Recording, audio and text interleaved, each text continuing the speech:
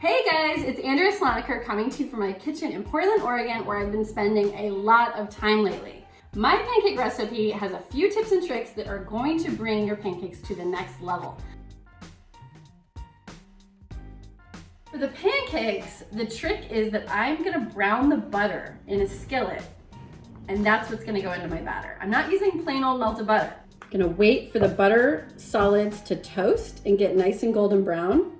This should take about 3 to 5 minutes, and I like to do this in a light colored pan so I can really see the color changing and evolving. You definitely want to take it off the heat before it gets really dark brown. You don't want that burnt butter flavor. You want a really nice toasty butter flavor.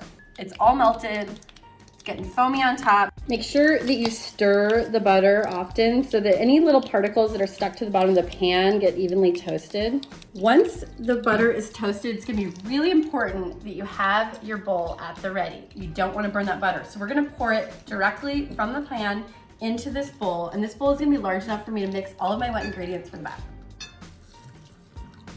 Don't wanna lose any of this liquid gold. Okay, look at that. Gorgeous, toasty butter.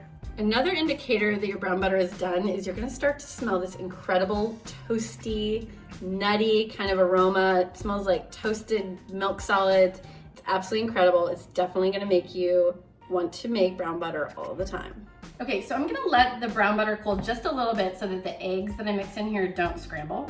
In the meantime, I'm gonna whisk together all the dry ingredients for the recipe. Okay, so this is not making bread. It doesn't have to be super precise, but I am going to measure my flour in a measuring cup using 2 cups, using the spoon and sweep method as always. So I'm spooning the flour in. It's messy, but it's fun. And then a little bit of granulated sugar. Using both baking soda and baking powder here, that's gonna be what is used to give lift and fluffiness to our pancakes, just like, you know, the best diner pancake you could imagine. A little bit of salt is gonna bring out all the flavor. Then I'm gonna whisk all this together just so it's nice and incorporated. Okay, make a mess with flour and then clean it up. Okay, so dry ingredients, I'm gonna set those aside, move back over to my brown butter, and this is gonna be the wet mixture. So to this, I'm going to add a couple eggs. The eggs will work as a binder in our pancakes. I'm using my own homemade vanilla. Did you know that if you have a whole bunch of vanilla beans on hand, you can just add vodka to them, and that will create your own vanilla extract in, I don't know, like 6 weeks. I'm gonna use a little bit of milk mixed with sour cream in lieu of buttermilk. I usually don't have buttermilk on hand. I always have milk and sour cream though. So if you combine those 2 things, you can make your own version of kind of a soured milk. My preferred ratio for the sour cream in this recipe is 1/2 cup sour cream to 1.5 cups of the milk. You could also use yogurt. Anything that has a little bit of sourness to it will do wonders for the flavor of your pancakes. You can whisk this till it's totally smooth. So while I'm doing this, actually I just realized I should start preheating my griddle pan.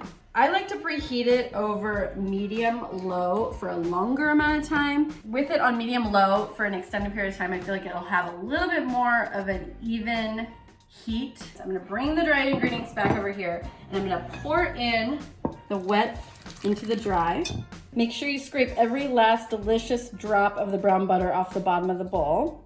So now is the really important part of making pancakes. You do not want to over whisk this batter. Like with making any kind of cake, you want to keep the batter really light, really fluffy, really tender, and that comes from not working the gluten. So basically, I'm going to whisk this together just to the point where it's mostly incorporated, mostly hydrated, but there's still going to be little lumps in there. Okay, that's good. That's really lumpy. It's just barely incorporated. In the meantime, I'm gonna make my syrup. My syrup. Do you guys say syrup? Do not tell me you say syrup. What am I gonna do? What am I gonna do? What am I gonna do? How am I gonna do this? What's my transition? So these pancakes are really good with regular maple syrup. Pure maple syrup, never the corn syrup kind.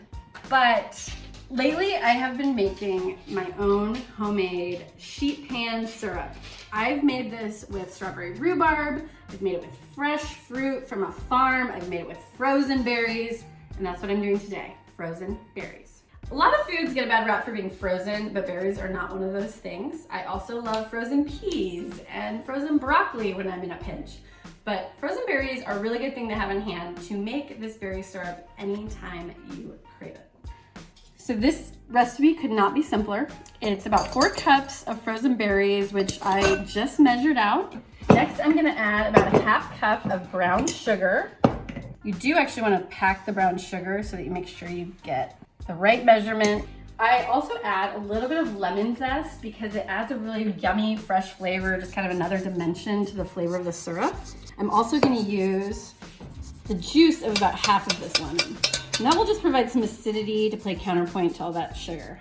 Really brings the berry flavor to life. I'm just gonna stir this up, try to get all the berries covered in the brown sugar, get the zest nice and distributed. Okay. Obviously, you wanna make sure you're using a rimmed baking sheet because that will contain all of your syrup. What's gonna happen is the berries are gonna kind of melt almost. They're gonna be very tender, release a lot of their juices.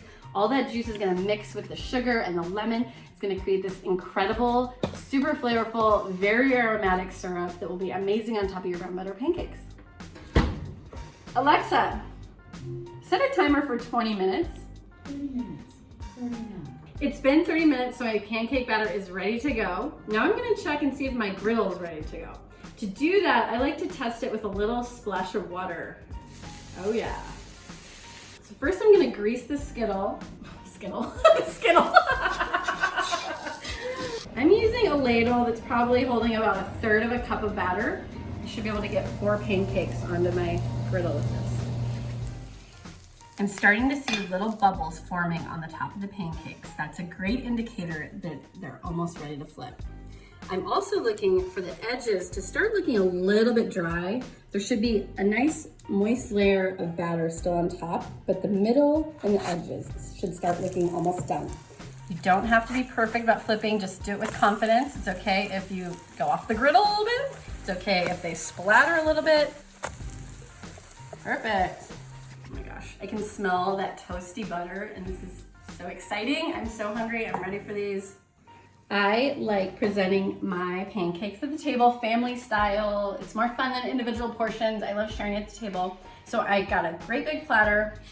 I'm gonna start piling the pancakes up on the platter. I have my oven at a low temperature. I'm just gonna slide this platter into my warm oven while I finish cooking the rest of the batter. Now I'm just gonna wipe my griddle and do it all over again.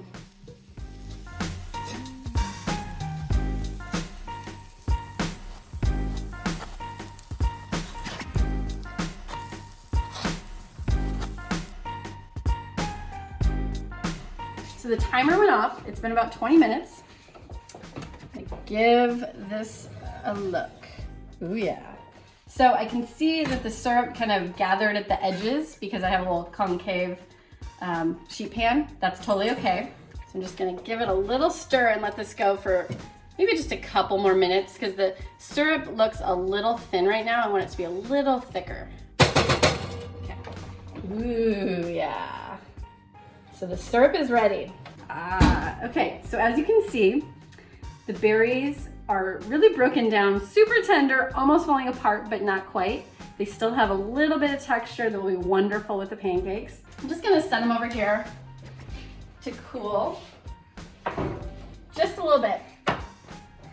Yay, all the pancakes are hot and ready, so it's time to put our syrup into a serving vessel. So let's see if I can actually make this in from the pan. It's gonna be interesting.